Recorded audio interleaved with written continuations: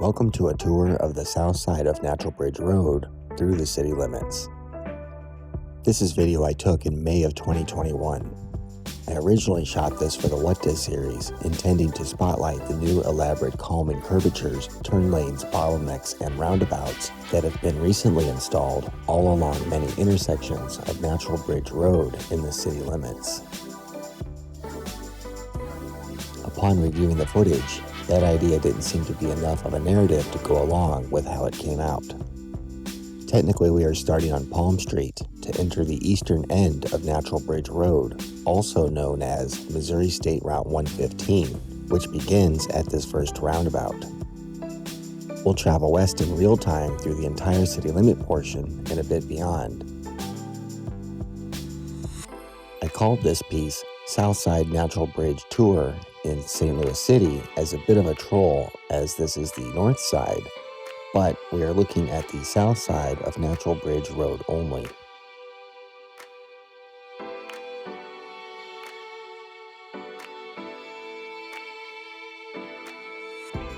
This is basically a 200-year-old road, at one point built up into a grandiose World City fashion, worthy of showcasing in a World's Fair-like ambition, with a wide, straight Parisian nod. That was a much different time than now in terms of traffic and economics. The purpose of this video is to simply and contextually capture a real-world scene as it is at a time, with maybe a bit of information and perception included. In more recent decades, this prominent St. Louis street has been an epicenter stage of St. Louis challenges. It seems like 1 in 5 traumatic, life-threatening incidents reported has something to do with this road. This is part of the justification for all this traffic congestion implementation going on in the middle now. To put it simply, people were driving too crazy around here, so they have built all this stuff to slow everyone down. As a driver, this annoys me, but I absolutely get the necessity.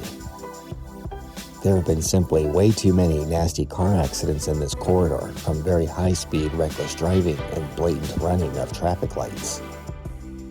The new lane restrictions are sort of pretty in a modern anti-automobile urban planning way, and certainly better looking than those embarrassing and hideous concrete barriers they sprinkled all up and down Broadway.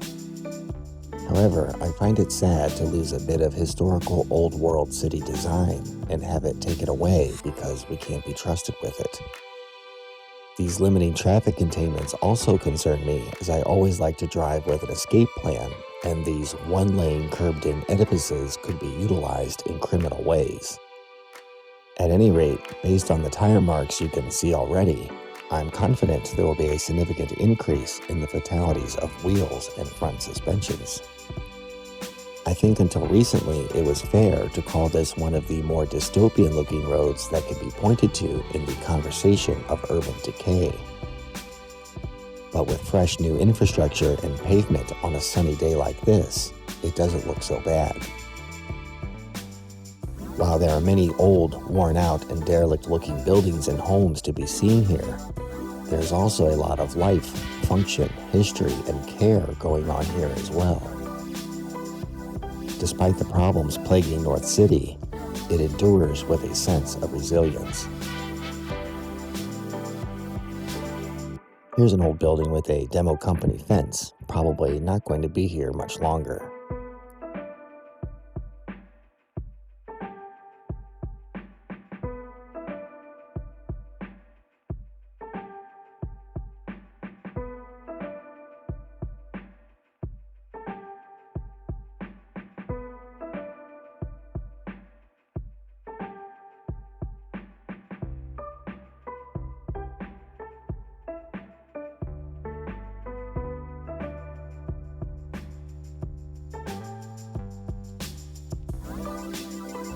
I know I film a fair amount of decay and abandoned old stuff, but it's not to just focus on the downer side of life. I do have a sense of hope and optimism, as I also film stagnant history and new history, and maybe that which itself becomes history. There is something about these perceptions that I find interesting, and I guess I'm just trying to create a little tangibility of it all with video.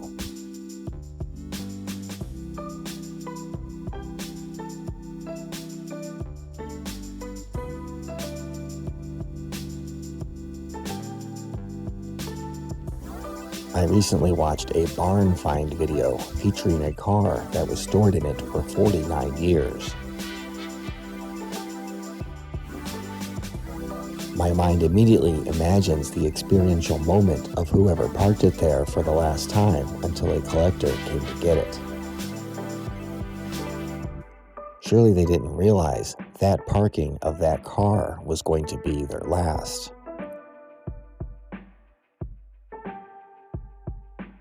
Maybe they thought, I'll just leave it in here for now.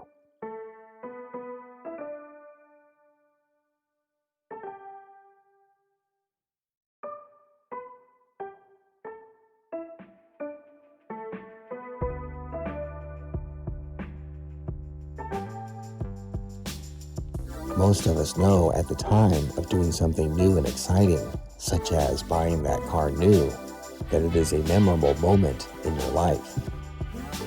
But how often do you do something routine you've done many times and wonder if it'll be the very last time? Like whoever pulled that car into the barn for the last time in 1972. It's now like a 59-year-old, 9-year-old car, one of many thousands of similar unique stories, timelines, and histories. The same is the case with buildings and places, but broader. You might wonder where I'm going with all this, and the answer is, I have no idea. I'm just rambling pseudo-philosophy at this point, blathering out loud a self-discovering explanation as to what drives me a bit as a video filmmaker, documentarian, artist, whatever I am. That's probably more than enough for this video, so I'm just going to call out a couple of the landmarks that I know around here. This building on the corner of Union coming up is where the old Schweigangle furniture store was.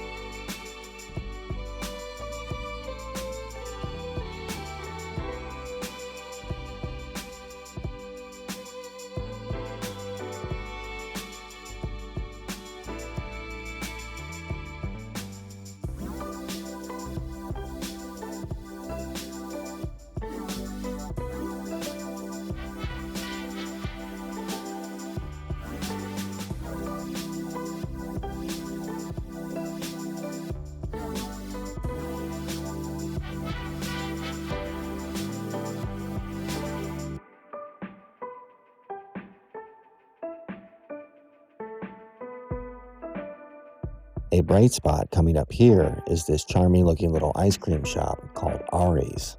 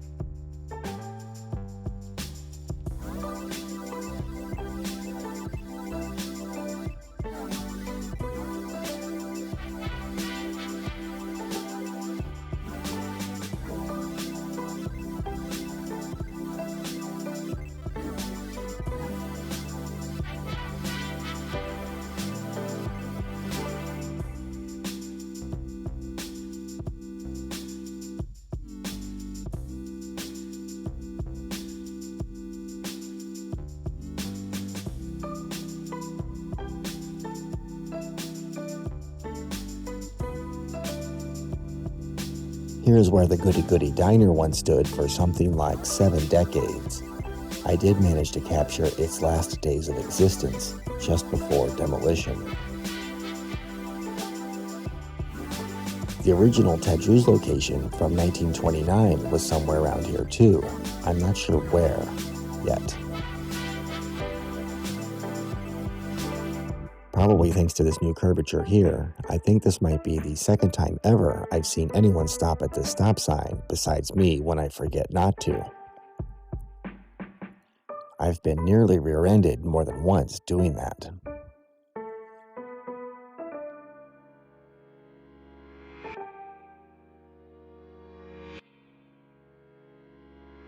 The city limit is pretty much just west of this intersection of Keeneland to the south and Jennings Station to the north, which is that road of 9 names that essentially marks the border of the city-county limit.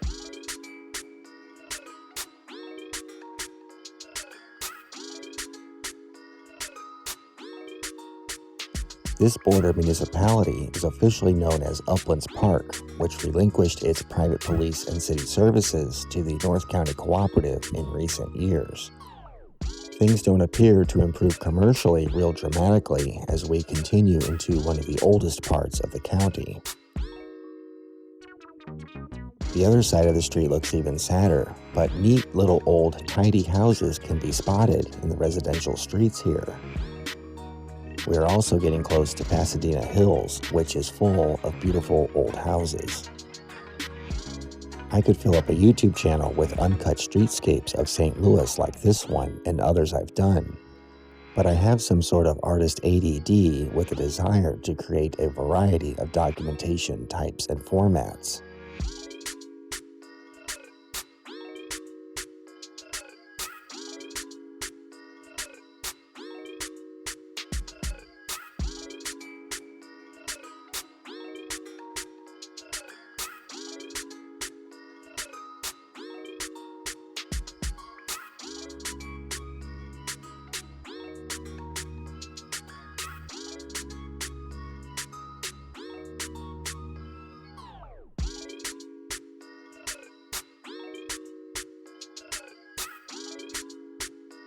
Here is the closed Long John Silver's location from that one video I made. This spiffy new fire station is nice to see.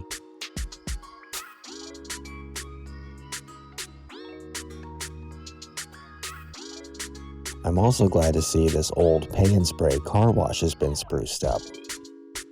That's going to do it for this video as we swing right onto Lucas and Hunt Road. Thank you for watching.